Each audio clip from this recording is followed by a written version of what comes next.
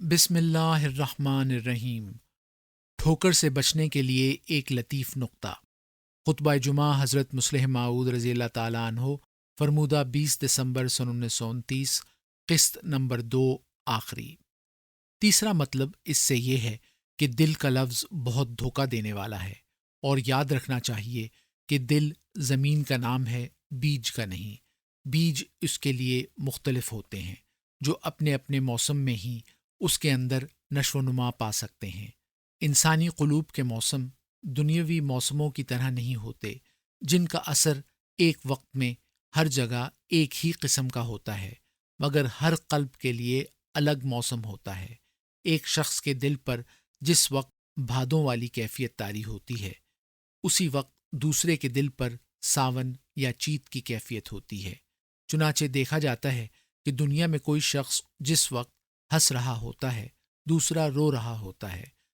فرض کر لو دل کے اس موسم کا نام جس میں نیک بات کا اثر اس پر ہوتا ہے ساون رکھ لیا جائے، تو یہ کیفیت جس انسان کے قلب کی ہوگی اس پر تو ایک نیک بات فوراً اثر کر جائے گی، لیکن ایک دوسرا شخص جو بظاہر نیکی میں پہلے شخص سے بڑھا ہوا ہو، لیکن اس کی قلبی کیفیت ساون کی نہیں بلکہ بھادوں کی ہو، وہ اس بات کو سن کر کوئی اثر قبول نہیں کرے گا، کیونکہ ساون میں بھادوں کی کھیتی نہیں اگ سکتی۔ تو دل بہت بڑی تنویر رکھتا ہے، اور مختلف حالتوں میں اس پر مختلف اثرات ہوتے ہیں۔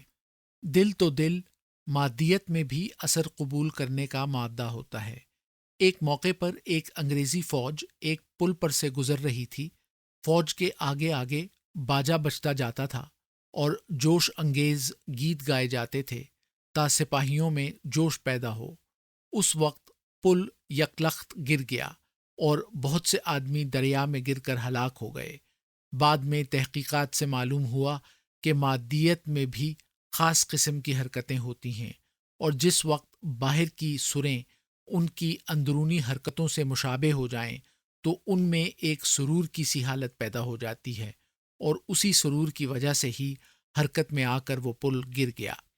ایسی کیفیات جانوروں میں بھی پائی جاتی ہیں اور مادے میں بھی، گو مادے کی ایسی باریک ہوتی ہیں کہ ان کا سمجھنا آسان نہیں ہوتا، اور جانوروں کی نسبتاً آسانی سے سمجھی جا سکتی ہیں۔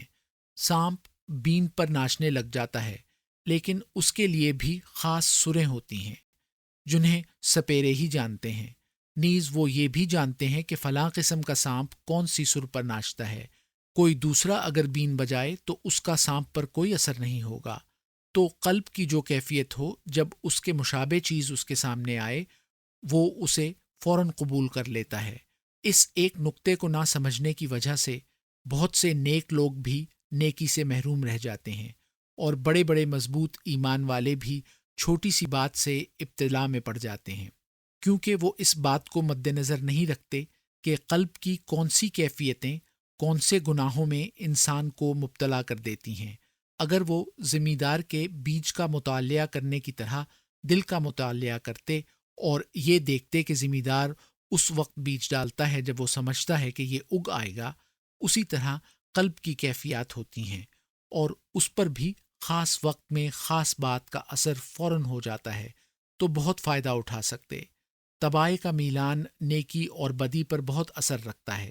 ایک وقت انسان پر ایک بڑی سے بڑی بات کا اثر نہیں ہوتا، لیکن دوسرے وقت ایک ادنا سی بات سے متاثر ہو جاتا ہے، کیونکہ اس وقت اس کے قلب کی ایسی کیفیت ہوتی ہے کہ جس میں وہ خاص بیج پڑنا مفید ہوتا ہے۔ یہی وجہ ہے کہ اچھا لیکچرار اپنی تائید میں مختلف دلائل دیا کرتا ہے، صرف وہی پیش نہیں کرتا جو اس کے نزدیک سب سے زیادہ مضبوط ہو، کیونکہ ہر انسان پر ایک ہی دلیل اثر نہیں کرتی، بلکہ مختلف لوگوں کے لیے مختلف دلائل اثر رکھتے ہیں۔ حضرت مسیح موعود علیہ الصلاۃ والسلام فلما توفیتنی سورہ المائدہ آیت 18 والی آیت کو وفات مسیح کی سب سے مضبوط دلیل قرار دیتے تھے، اور اس کو اصل اور باقی کو اس کے تابع قرار دیتے تھے۔ لیکن بیسیوں لوگ ایسے ہیں جن پر اس کا کوئی اثر نہیں ہوتا، لیکن اگر ان کے سامنے یہ بات پیش کی جائے کہ کیا یہ شرم کی بات نہیں کہ محمد رسول اللہ صلی اللہ علیہ وسلم تو زمین میں مدفون ہوں، اور حضرت عیسیٰ علیہ السلام زندہ آسمان پر ہوں تو وہ فوراً متاثر ہو جائیں گے۔ ان پر اس وقت جذباتی رنگ ہوتا ہے اور محبت رسول کا جذبہ غالب آیا ہوا ہوتا ہے، اس لیے اس وقت وہ بیج کا کام دے جاتا ہے۔ لیکن اگر یہی دلیل ایک دوسرے آدمی کے سامنے پیش کی جائے جس کے قلب کی وہ حالت نہ ہو تو وہ فوراً کہہ دے گا میں سمجھ گیا آپ میرے جذبات کو بھڑکا کر دھوکہ دینا چاہتے ہیں۔ لیکن اس کے سامنے جب فلما توفیتنی والی دلیل پیش کی جائے تو فوراً اس کی آنکھیں نیچی ہو جائیں گی۔ اس لیے اچھا خطیب وہی ہے جو ایک ہی دلیل پیش نہیں کرتا، کیونکہ ضروری نہیں کہ تمام سامعین کی قلبی کیفیات اسے قبول کرنے کے لیے تیار ہوں۔ مختلف لوگوں کے لیے مختلف دلائل کی ضرورت ہوتی ہے۔ پلاؤ ایک اچھی غذا ہے، لیکن کئی لوگ اس کے کھانے سے بیمار ہو جاتے ہیں۔ خود مجھے چاول کھانے سے بخار ہو جاتا ہے۔ دعوت کے موقع پر مجھے بہت مشکل پیش آتی ہے۔ اگر کوئی چیز نہ کھاؤ تو میزبان خیال کرتا ہے کہ شاید میرے کھانے میں کوئی نقص ہے، اور وہ خواہ مخواہ دکھ اور قلبی اذیت محسوس کرتا ہے۔ اس کے احساسات کا لحاظ رکھتے ہوئے چاول کھانے ہی پڑتے ہیں، لیکن اس سے تکلیف ہوتی ہے۔ اگر دو دعوتیں اکٹھی ہو جائیں تو ضرور، اور اگر ایک ہو تو عام طور پر مجھے بخار ہو جاتا ہے، تو میں عام طور پر چاول نہیں کھا سکتا، اگرچہ کبھی کھا بھی لیتا ہوں، لیکن وہ حالت خاص ہوتی ہے جب انسان سمجھتا ہے کہ اگر یہ چیز کھا لی تو ہضم ہو جائے گی۔ اسی طرح اچھی دلیل کے یہ معنی نہیں کہ ہر وقت وہی ایک دلیل سب کی سمجھ میں آ جائے۔ میں نے خاص طور پر اس کا مطالعہ کیا ہے۔ بعض لوگ ایک وقت ایک دلیل سے متاثر ہوتے ہیں، دوسرے وقت دوسری، اور تیسرے وقت تیسری سے، جس کی وجہ یہ ہے کہ مختلف اوقات میں مختلف حالتیں انسان کی ہوتی ہیں۔ میں نے اس کا گہرا مطالعہ کیا ہے۔ بعض اوقات ایک مخلص آدمی یہ خیال کرتا ہے کہ جس بات نے مجھ پر اثر کیا ہے ضروری ہے کہ دوسرے پر بھی اثر کرے، لیکن وہ نہیں کرتی، کیونکہ اس پر اثر کرنے کی یہ وجہ تھی کہ اس کی قلبی کیفیت اس سے مشابہ تھی۔ اسی طرح نیکیوں کا حال ہے۔ ایک شخص محض چندہ دینے کی وجہ سے دوسرے کی نیکی کا قائل ہوتا ہے، لیکن وہ جب دوسرے سے اس کا ذکر کرتا ہے تو وہ کہہ دیتا ہے چھوڑو جی، چندے کا کیا ہے، نماز تو وہ پڑھتا نہیں۔ لیکن ایک دوسرے شخص کے سامنے اگر کہو فلاں آدمی نمازیں بہت پڑھتا ہے، تو وہ فوراً کہہ دے گا نماز پڑھنے کا کیا ہے، جب چندہ نہیں دیتا تو اسے کس طرح مخلص کہا جا سکتا ہے۔ غرض یہ کہ کوئی چندے کی خوبی سے متاثر ہوتا ہے اور کوئی نماز سے۔ مختصر یہ کہ انسانی میلان مختلف اوقات میں مختلف ہوتے ہیں، اور اسی لیے ایک وقت کوئی بات ان پر اثر کرتی ہے اور دوسرے وقت کوئی اور۔ یہی وجہ ہے کہ صراط الذین انعمت علیہم فرمایا اور محمد رسول اللہ صلی اللہ علیہ وسلم کا راستہ نہیں کہا، اور اسی طرح غیر المغضوب علیہم ولا الضالین فرمایا کسی اشد ترین دشمن کا نام نہیں، حالانکہ آسانی سے شیطان کا نام لیا جا سکتا تھا، مگر نہیں، انسان دراصل شیطان کی بھی اتباع نہیں کرتا بلکہ اپنے میلان کی پیروی کرتا ہے۔ اسی وجہ سے نیکی میں بڑھنے کے لیے صراط الذین انعمت علیہم اور برائیوں سے بچنے کے لیے غیر المغضوب علیہم ولا الضالین فرمایا، جس کے معنی یہ ہیں کہ یا الہی جس نیکی سے میرے قلب میں میلان ہو اس کی توفیق دے، اور جس مغضوبیت سے میرے اندر مشابہت ہو اس سے مجھے محفوظ رکھیو۔ دیکھو قرآن شریف نے کیا ہی لطیف اور جامع رنگ اختیار کیا ہے۔ جہاں تو میلان کا سوال نہیں، وہاں کہا قل ان کنتم تحبون اللہ فاتبعونی یحببکم اللہ، لیکن جہاں میلان کا تعلق تھا وہاں صراط الذین انعمت علیہم کے جامع الفاظ رکھ دیے ہیں، کیونکہ انسان کا میلان اس کی اپنی مرضی سے نہیں ہوتا، لیکن عمل اپنی مرضی سے ہو سکتا ہے۔ چونکہ میلان اللہ تعالیٰ کے اختیار میں ہے، اس لیے اس کے متعلق اللہ تعالیٰ کی استعانت کی اشد ضرورت ہے، لیکن عمل میں بہت سا دخل انسان کی اپنی مرضی کا ہوتا ہے۔ اسی لیے رسول کریم صلی اللہ علیہ وسلم نے فرمایا کہ انسان کے دل میں جو برا خیال پیدا ہو وہ اس پر عمل نہ کرے تو یہ نیکی ہو جاتی ہے۔ چونکہ دل کے خیال پر انسان کا دخل نہیں، اس لیے اس پر گرفت بھی نہیں۔ جب تک انسان اسے عملی جامہ نہ پہنائے، انسان عمل کر سکتا ہے، نماز پڑھ سکتا ہے، روزے رکھ سکتا ہے، حج کر سکتا ہے، زکوٰۃ دے سکتا ہے، لیکن یہ ضروری نہیں کہ اس کے اندر چاروں کے لیے بشاشت بھی پیدا ہو۔ ممکن ہے وہ کرے تو چاروں ہی، لیکن بشاشت صرف ایک ہی سے پیدا ہو، کیونکہ وہ اپنے آپ کو عمل کے لیے مجبور کر سکتا ہے، بشاشت کے لیے نہیں۔ اس میں ادھر ہی چلے گا جدھر میلان ہوگا۔ اس لیے جہاں میلان کا سوال تھا وہاں قرآن کریم نے جمع کا صیغہ رکھا ہے، لیکن جہاں عمل کا تھا وہاں واحد کا۔ یہ ایک نہایت ہی لطیف مضمون ہے۔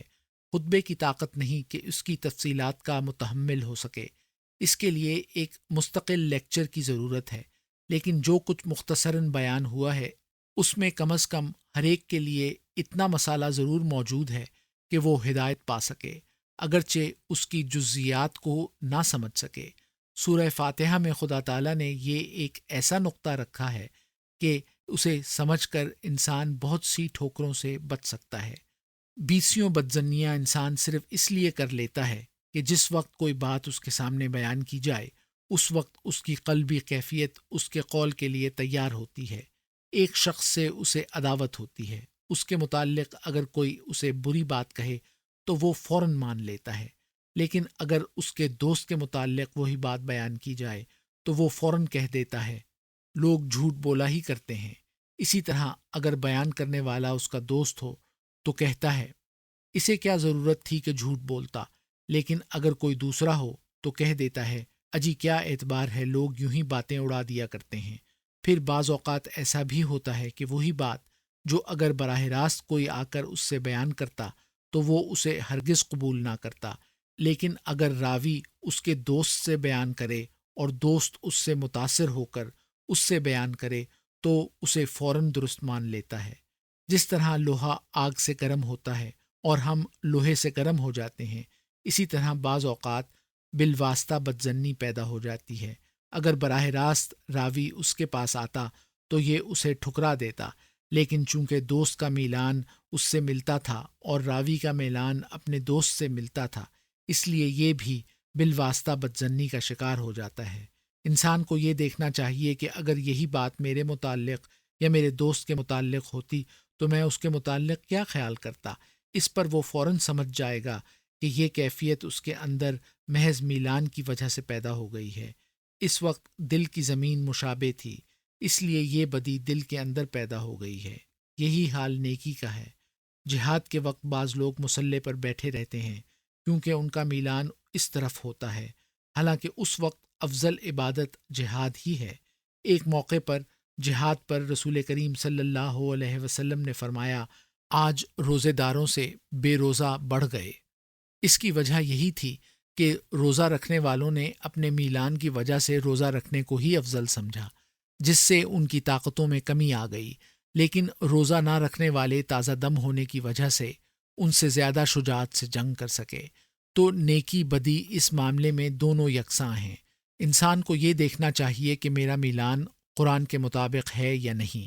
اگر نہیں تو اسے سمجھ لینا چاہیے کہ اس کی نیکی نیکی نہیں، اور جسے وہ بدی سمجھتا ہے وہ بدی نہیں۔ اصل گر قرآن کریم نے یہی اہدنا الصراط المستقیم میں بتایا ہے، اور اسی پر ہر میلان پرکھا جا سکتا ہے۔ میں اللہ تعالیٰ سے دعا کرتا ہوں کہ وہ ہمیں باریک در باریک راہوں سے آنے والی ٹھوکروں سے محفوظ رکھے اور ایسی باتوں سے بچائے جو بسا اوقات ہماری سمجھ نہیں آتی لیکن ٹھوکر کا موجب ہو جاتی ہیں۔ آمین۔ الفضل 3 جنوری سن 1930۔